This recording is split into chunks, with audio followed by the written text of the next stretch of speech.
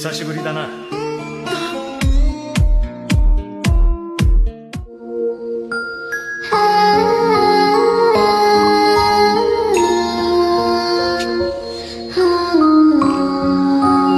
Gái Hà Giang vừa dễ thương lại xinh xắn. Mọi người nhớ đến Hà Giang nha. Anh em Hà Giang ơi, lên top nào.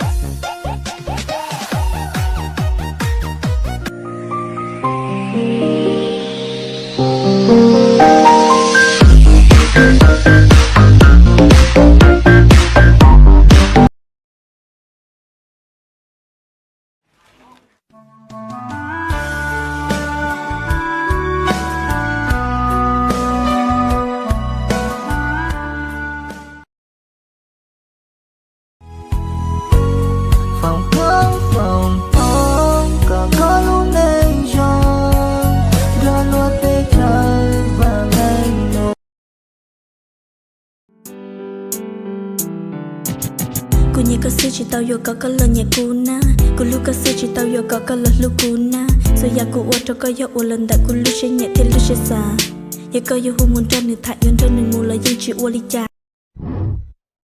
Tây lầu hay tìa do có bao sọ bỏ có tổ khổ luôn rau. Chị tự do đừng nhon do có. Tìa xì là đa sư.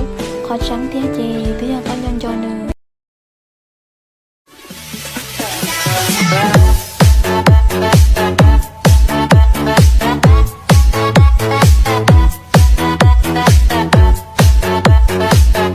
Đi lo món, ó lo món.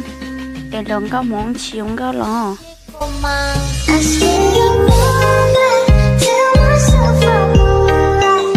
Hey.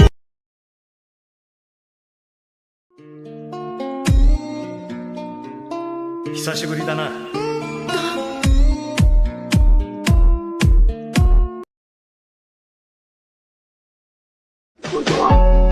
Các bộ báo hạch ya. Có yêu tù niên chùa, tù khá, tù tứ, liệt xứ. Chỉ phải chào chứ sẽ. Các yêu tao cũng tù thái thế nhá.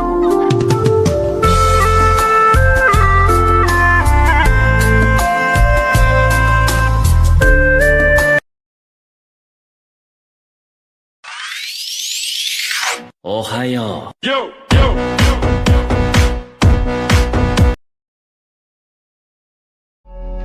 Các bộ báo hạch ya. Có yêu tù niên chùa, tù khá, tù tứ, liệt xứ. Chỉ phải chào chứ sẽ. Các yêu tao cũng tù thái thế nhá.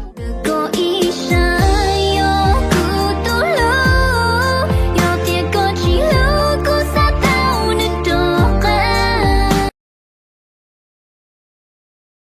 Tin giờ cô chỉ mua lúa tôi chỉ lúa cuối lúa nên nuôi chè non tàu cú sư ấy có giờ mà hai trâu lúa hạt địa trâu lúa chỉ sắp bọc qua cô nhìn chân trái của cô muốn niệm một gì lúa tê lộc cô tôi chỉ muốn niệm chỉ một gì là cho lộc khe cú anh ấy tôi niệm tu tàu này y ba cho trong. Các bạn không biết mình là ai đâu, bởi vì mình hết thời rồi. Tình giống như sóng biển to ngoài đại dương xanh. Anh sẽ luôn bên em nên đừng ngại thương. Anh sẽ có vài hạt mưa hay sấm.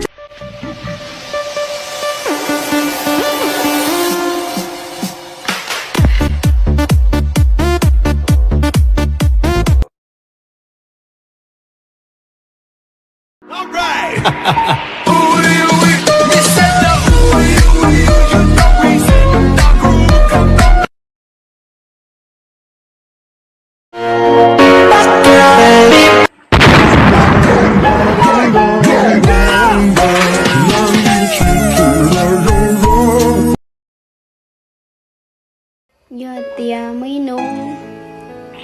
Ê có tụt chua cũng là. Thôi có khai kinh giác khai tìa có chua. Có chỉ sao.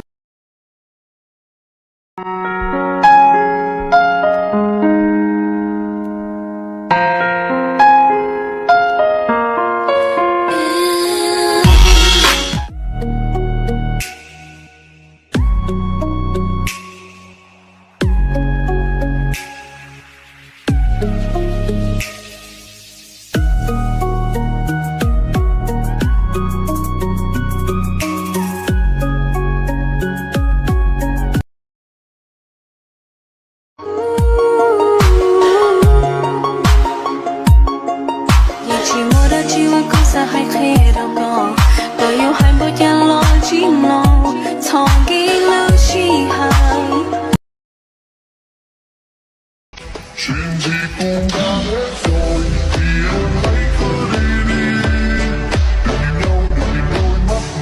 mười 17 tuổi. Tặng ra biết những đau lo lại cùng anh bước trên con đường ta sẽ không quay đầu để rồi phải tiếc nuối những chuyện cũ đã qua. Tôi 17 tuổi.